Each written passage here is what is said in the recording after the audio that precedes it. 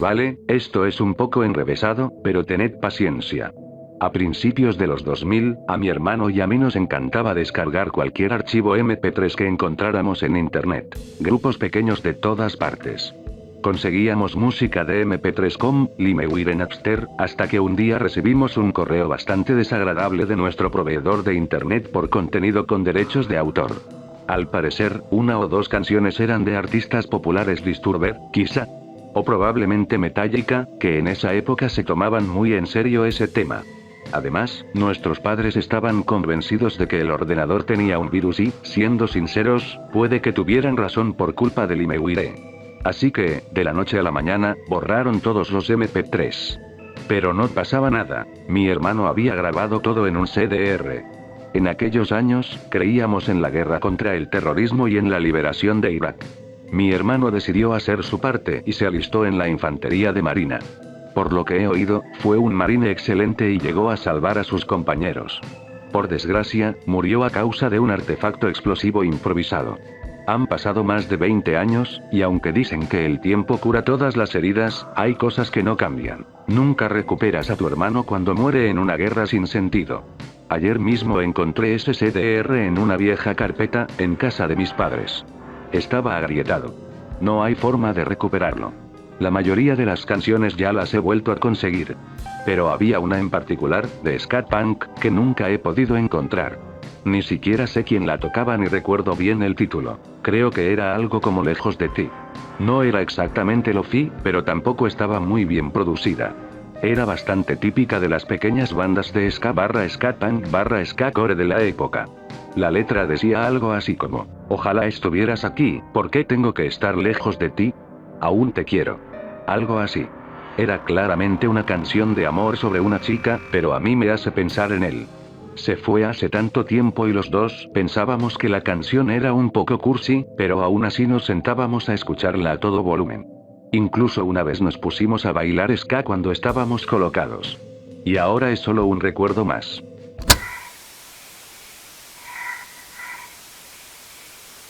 Éramos serbios viviendo en una zona medio abandonada de Bosnia, rodeados de lugares que parecían haberse quedado congelados en el tiempo. Cerca de donde vivíamos había un pueblo completamente desierto, así que un día decidimos ir a explorarlo con nuestro amigo Milovoje. Nada más llegar, entramos en la primera casa que encontramos e hicimos unos grafitis nacionalistas serbios en la parte de atrás. Después pasamos horas recorriendo el pueblo. Mientras explorábamos, manteníamos siempre vigilado el camino por donde habíamos entrado. Era prácticamente el único acceso fácil, y aunque era raro que apareciera alguien, no queríamos correr riesgos. Por suerte, el lugar estaba abierto y moverse por allí era sencillo. Cuando empezó a hacerse tarde, decidimos volver a casa. Pero de camino escuchamos ruidos detrás de unas casas. En lugar de preocuparnos, empezamos a bromear. Milo dijo que seguro que era algún soldado árabe perdido que no sabía que la guerra había terminado, como esas historias de soldados japoneses que seguían combatiendo años después. Nos reímos y comenzamos a gritar tonterías racistas y nacionalistas, convencidos de que no había nadie más allí. Seguimos avanzando y, mientras regresábamos, entrábamos otra vez en algunas casas, bromeando con que estábamos buscando bases árabes. Finalmente volvimos a la primera casa en la que habíamos estado. Dentro, en la oscuridad, vimos algo tirado en el suelo. Milo, todavía en tono de broma, dijo que sería equipo enemigo. Nos acercamos. Entonces lo vimos bien. Era el cuerpo de un hombre. Estaba tirado justo debajo del graffiti que habíamos hecho, y parecía llevar muerto bastante tiempo. El cuerpo estaba en descomposición. El ambiente cambió al instante. Entramos en modo de lucha o huida y salimos de allí sin pensarlo. De camino a casa empezamos a discutir qué hacer. Dudábamos si denunciarlo o no. Si el hombre era musulmán, el graffiti que habíamos dejado justo encima podía hacernos parecer responsables de un crimen de odio. Al final decidimos avisar a las autoridades. No parecía un asesinato. La policía lo clasificó como una muerte relacionada con drogas. Aún así, hasta hoy seguimos preguntándonos cómo era posible que nadie más hubiera entrado en el pueblo. Durante todo el tiempo que estuvimos allí, habíamos estado vigilando el único acceso todo el tiempo. Otras historia: mi padre estaba destinado en el ejército, en un puesto aislado situado en una vieja casa sobre una colina. Siempre decía que aquel lugar le recordaba la casa de la película Meprihatel, solitaria, inquietante y rodeada de bosque. Una noche, alrededor de las 10, estaba solo dentro del vehículo. Escuchaba música de Neo Saman Jae mientras leía un libro sobre la Segunda Guerra Mundial. Todo estaba en silencio. En un momento le entraron ganas de orinar, así que salió hacia el bosque sin pensarlo demasiado y olvidó llevarse el arma. Cuando terminó y se disponía a regresar, algo llamó su atención entre unos arbustos. Le pareció ver unas piernas pequeñas, como las de un bebé, moviéndose como si estuviera gateando. Se quedó confundido. ¿Qué hacía un bebé en medio de la nada, en una zona militar? Se acercó con cautela. Entonces la cosa se incorporó ligeramente y apartó parte del arbusto. No era normal. Tenía algo extraño, antinatural, casi monstruoso. En ese momento, la criatura abrió la boca y emitió un grito. Según mi padre, fue el sonido más fuerte y perturbador que había escuchado en su vida. Se tapó los oídos instintivamente y salió corriendo de vuelta al vehículo. Agarró el arma, volvió a apuntar hacia el lugar y disparó, pero falló. El grito cesó de repente. Y la cosa desapareció entre los arbustos. Los compañeros de mi padre salieron corriendo al escuchar el disparo, convencidos de que estaban siendo atacados. Pero cuando él intentó explicar lo ocurrido y dijo que había visto un Rekabak, nadie le creyó. Pensaron que había disparado por aburrimiento o nervios, y se enfadaron con él. Discutieron, y además aseguraban no haber oído ningún grito. Al final, lo castigaron. Le tocó hacer guardia nocturna por haber despertado a todos con el disparo. Pero él siempre sostuvo que lo que vio aquella noche no era algo normal. Es una historia vieja, de cuando tenía unos 9 años. Estaba de visita con mi familia en Vojvodina, y pasaba los días jugando en el campo con mi primo. Como cualquier niño, habíamos construido un fuerte improvisado con palos entre unos árboles. Era pequeño y estaba mal hecho, pero para nosotros era nuestro refugio. Ese día estábamos dentro, jugando tranquilos, cuando de repente todo se oscureció. Una sombra enorme cayó sobre nosotros. Al mismo tiempo, escuchamos el sonido de unas alas batiendo, pero no eran alas normales. Eran fuertes, pesadas, como si algo gigantesco estuviera pasando justo encima. Mi primo y yo nos quedamos completamente paralizados. No nos atrevimos ni a asomar la cabeza fuera del fuerte. Solo nos quedamos sentados, en silencio, mirando a través de las pequeñas grietas entre los palos. Durante unos segundos, quizá 10, aunque se sintieron mucho más largos, todo a nuestro alrededor parecía cubierto por esa sombra. Luego, igual de repente, la oscuridad desapareció. El sonido de las alas se desvaneció, y todo volvió a la normalidad. Probablemente no fue nada extraño. Seguramente solo una nube pasando y algún pájaro volando cerca. Pero en ese momento se sintió como si algo enorme hubiera pasado sobre nosotros.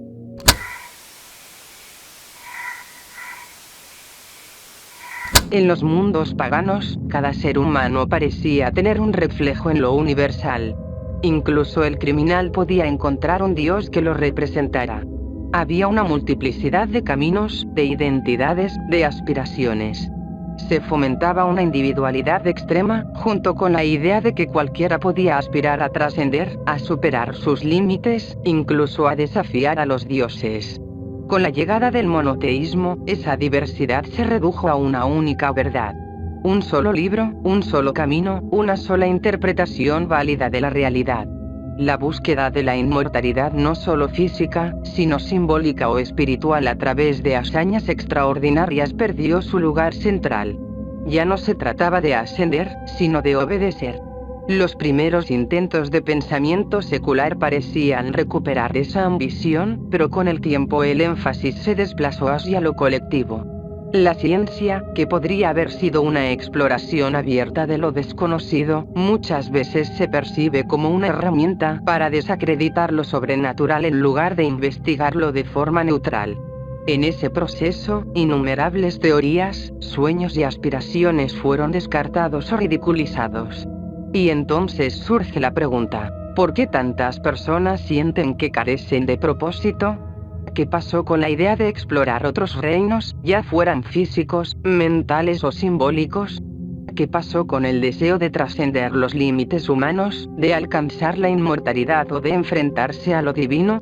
Antes, esas narrativas impulsaban la imaginación. Mortales que desafiaban a dioses, individuos que buscaban convertirse en algo más.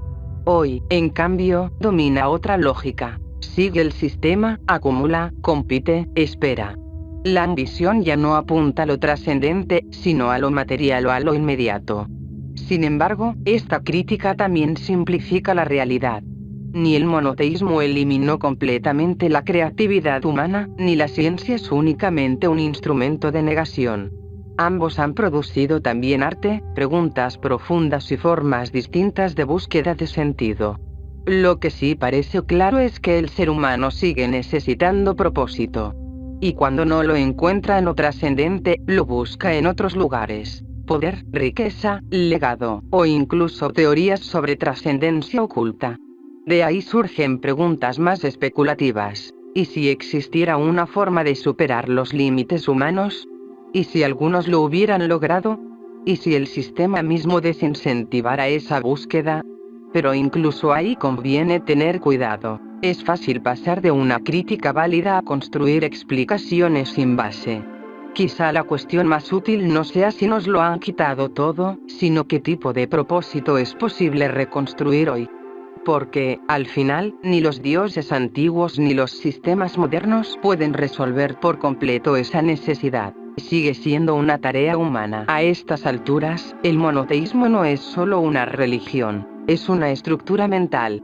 Ha moldeado la forma en que pensamos hasta el punto de que incluso cuando creemos cuestionarlo, seguimos operando dentro de sus límites.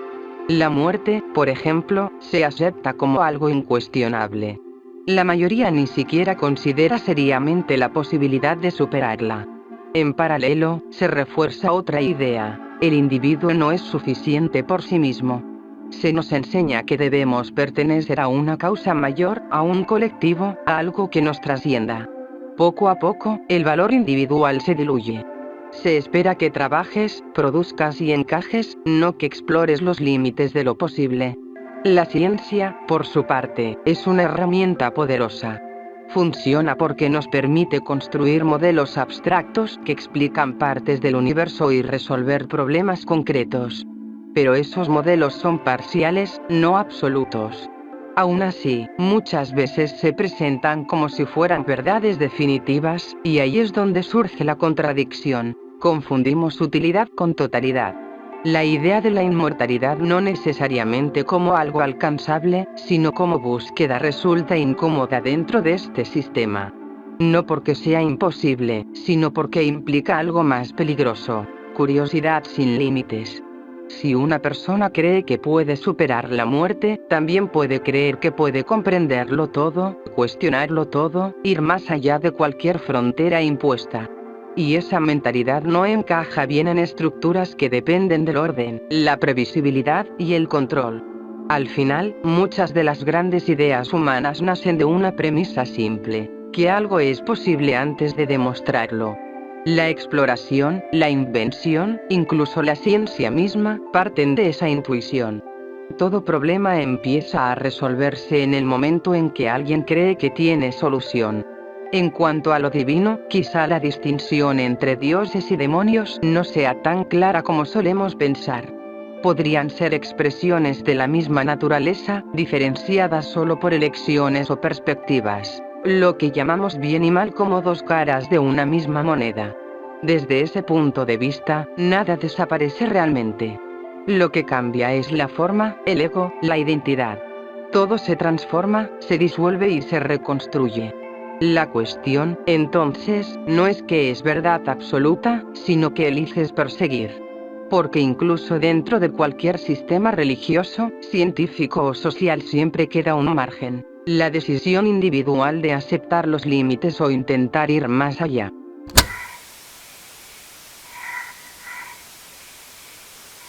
Empecé a consumir porno gay hace unos 5 o 6 años y, desde entonces, mi vida pasó de ser genial a deteriorarse lentamente. Siento que Dios me maldijo por lo que considero un pecado. Primero, perdí mi fuente de ingresos pasivos, y tuve que volver a vivir con mis padres. Luego, fallecieron parientes muy cercanos. Después, perdí el contacto con todos mis amigos porque se mudaron por estudios o trabajo. Mi rendimiento universitario cayó en picado y, poco después, mi padre sufrió un derrame cerebral que casi le quita la vida. También nos desahuciaron de nuestra casa por no poder pagar el alquiler. Un día, mientras consumía ese contenido, sentí un dolor en el pecho. Resultó ser un problema grave en las válvulas y el revestimiento aórtico. Ahora necesito cirugía y medicación de por vida. Por esa misma época, desarrollé un trastorno obsesivo compulsivo, TOC, extremo y ansiedad, con episodios que me incapacitan por días. He empezado a tener pesadillas terribles y parálisis del sueño, donde veo seres extraños sobre mí que desaparecen al despertar o que siento que me estrangulan. ¿Estoy maldito? ¿Qué está pasando? ¿Cómo puedo revertir esto? Si cambio mis hábitos, ¿se acabará esta racha? La mayoría de estas desgracias ocurrieron en momentos relacionados con mi adicción. ¿Podría un año de abstinencia solucionarlo?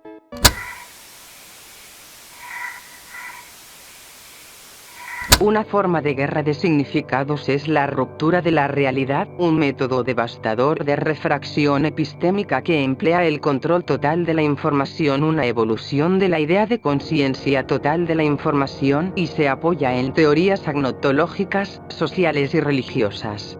Cuando se implementa con éxito en sociedades tecnológicamente avanzadas, genera un simulacro autoperpetuado de visiones históricas falsas que dificulta una comprensión adecuada de la realidad.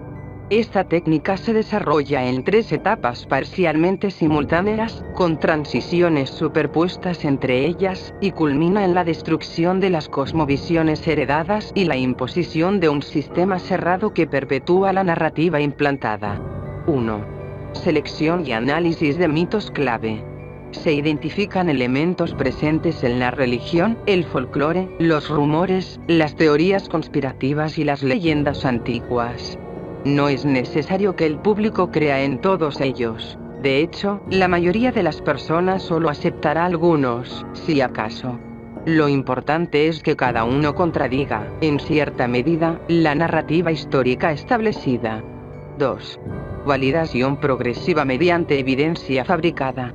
Se introduce gradualmente la idea de que estos elementos son reales, respaldándolos con pruebas falsas generadas mediante tecnologías avanzadas. Se permite la participación de individuos afines, especialmente aquellos con mayor convicción, dentro de entornos controlados, como redes de simulación o vigilancia, mientras se eliminan o distorsionan las informaciones que no se ajustan al plan. Las revelaciones pueden organizarse de lo más creíble a lo más extraordinario para influir de forma gradual, o presentarse de manera abrupta y sensacionalista si se busca provocar desestabilización social. Entre los ejemplos que podrían utilizarse están narrativas sobre inteligencias no humanas, entidades mitológicas reinterpretadas, manipulaciones de la evolución o proyectos tecnológicos extremos. Sin embargo, ciertos temas especialmente sensibles como tecnologías de control mental o alteración de la memoria se mantendrían parcialmente ocultos, acompañados de explicaciones alternativas plausibles. 3. Instalación de figuras de autoridad artificial. A medida que la confusión social aumenta, se introducen actores o portavoces que actúan como profetas o fuentes confiables de información. Con el tiempo, estos adquieren legitimidad gracias a una credibilidad construida artificialmente. Este cambio hacia una percepción predictiva del entorno en lugar de reactiva favorece la integración de la experiencia humana en sistemas tecnológicos centralizados.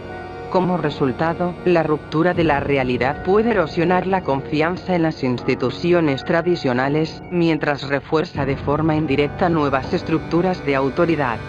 También debilita los vínculos sociales y las fuentes tradicionales de sentido, fomenta la aceptación de narrativas altamente dramatizadas y abre la puerta a sistemas de creencias diseñados artificialmente.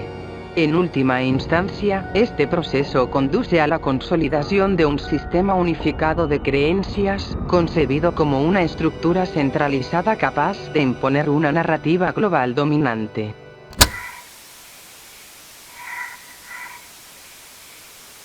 Este es mi tercer hilo sobre el tema, aquí les dejo un resumen. Solía trabajar como camarógrafo y editor para un youtuber que tenía una comunidad pequeña, pero considerable. Todo cambió el año pasado, cuando lo invitaron a la VidCon. Me pidió que lo acompañara porque no quería volar solo y quería ir con un amigo para no sentirse aislado. Al llegar, nos instalamos en una casa junto a otros creadores de contenido, pero a mí me negaron la entrada alegando que no estaba invitado. En la pared, justo frente a la puerta, había un símbolo dibujado con rotulador, ver imagen. Debido a esto, tuve que dormir en el coche bajo la vigilancia constante de un hombre que parecía estar furioso conmigo.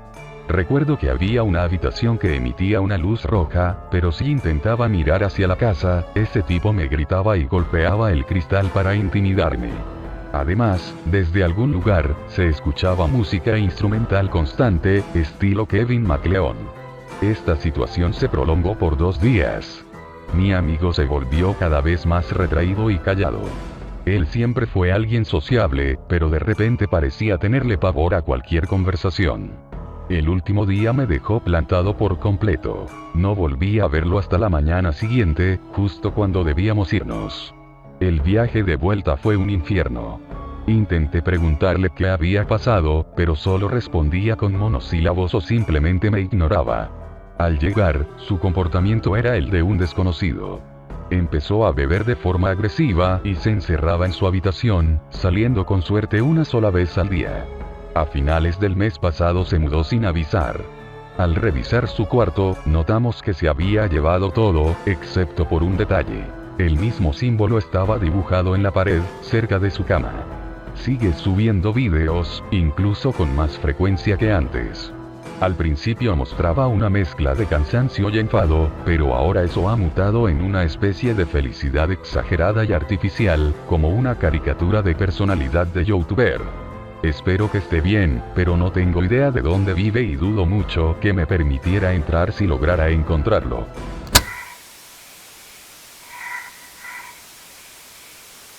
Otro reciente. Este es extraño porque tiene continuidad. Creo que la princesa Diana dirige un sindicato astral que funciona como su propio reino o quizá es un reino. Me despierto con hipnagogía persistente cada vez. En esta visión, ella sabe quién le arrebató la vida y está esperando. Es paciente y ha estado contratando psicopompos para encargarse específicamente de las personas responsables. También utiliza a estos psicopompos para intentar recuperar a su familia dentro del ciclo de renacimiento. Ama profundamente a su familia y, aunque no puede velar por ellos directamente, delega en otros esa tarea. En el sueño, me dan la bienvenida a una habitación decorada con gran detalle, como un palacio. La iluminación es tenue, pero parece natural. Estoy sentado en una silla muy mullida cuando los sirvientes ordenan a los asistentes que se preparen rápidamente para la llegada del invitado. Las puertas se abren y una alfombra de piel se extiende hacia mí. De pronto, aparecen muchos corgis. Hay un montón de corgis. Me sorprende, me desborda la escena mientras me rodean con lametones y afecto. En medio del caos entra una mujer a la habitación. Entonces entiendo que la reina de este sindicato está reuniendo a su familia tras su fallecimiento. Aunque no me gustan demasiado los perros lamiéndome, lo dejo pasar. Recuerdo lo estricta o incluso despiadada que puede ser esta organización si doy una mala impresión. Aún así, decido acariciar a los corgis. Probablemente sean parte de la antigua línea de corgis de Isabel.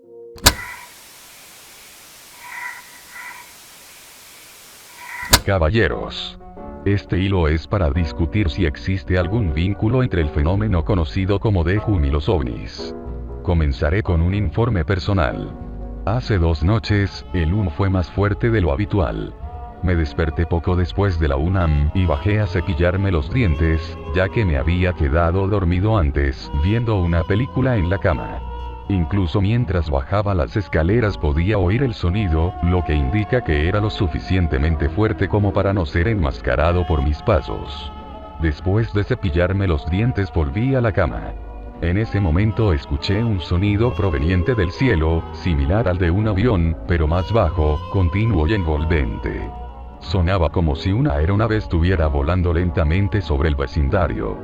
Vivo a unos 20 kilómetros de un aeropuerto, por lo que estoy acostumbrado a oír aviones, pero este sonido me pareció diferente. Normalmente, el ruido de un avión comienza más agudo y luego desciende, mientras que en este caso parecía mantenerse en una frecuencia baja constante. En ese momento estaba concentrado en mis pensamientos, que en general eran intrusivos y negativos sobre el mundo, aunque sin perder la noción del tiempo. No experimenté ninguna sensación de lagunas o pérdida de conciencia, por lo que descarto cualquier tipo de abducción o evento similar. Tenía demasiado miedo para mirar por la ventana, y solo lo hice cuando el sonido empezó a debilitarse.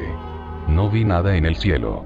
Poco después, un coche pasó por la calle para dejar a alguien, lo que me hace pensar que, si hubiera habido algo inusual en el aire, otras personas también lo habrían notado o reaccionado. Por eso no estoy seguro de qué fue exactamente lo que escuché. Busqué sonidos asociados a ovnis en YouTube y encontré algo parecido, aunque creo que el que escuché era más grave.